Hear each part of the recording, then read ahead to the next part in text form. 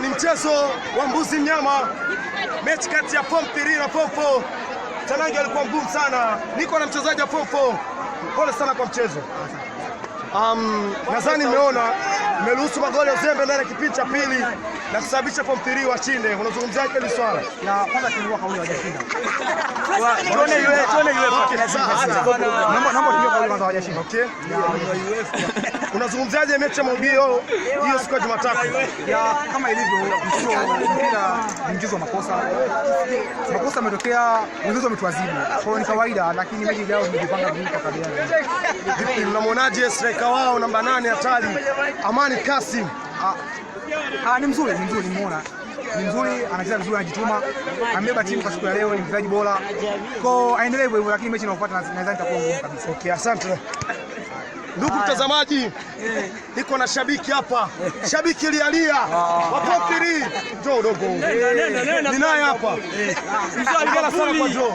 Asante Liverpool. Tulijitahidi sana dakika 90. Najua mechi ilikuwa ngumu. Ngumu bwana. Ila tumewashinda tu ujanja. Na naamini mmeshinda kwa timu wetu. Wote ni ule.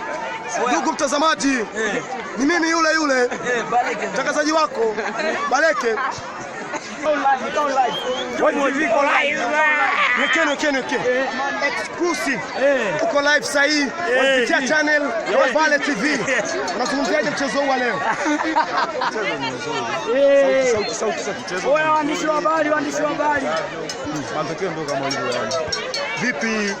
Naona mmeruhusu magoli ya uzembe na golikipa hakuwa vizuri kiukweli. Tatizo sio golikipa, sema mpira wa miguu ni mchezo wa makosa.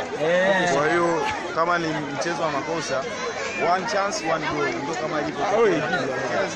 Unatumia chance. Unazungumziaje mchezo wa hiyo Jumatatu ambapo mtarudiana hapa na wenyewe watakuwa na advantage ya kuwa ugenini, ya kuwa nyumbani, maana leo nyewe ndio mlikuwa nyumbani. Sisi kwa kuwa tutakuwa ugenini lazima tukaze. Na itakuwa ni kama finali. Okay, sawa. Nakutakia vizuri pasavyo. Na naye sina imani kama watachomoka, si kwamba kocha ameona tulipokosea na atajua wapi turekebishe. I think so kwamba we did good. Okay. Nawaita washabiki waje kwa wingi. Okay, thank you for your cooperation. Ndugu mtazamaji, najua umeweza kuwasikia wachezaji wa timu ya Form 4. Sasa tukamtafute mchezaji wa Form 3 ambaye ndo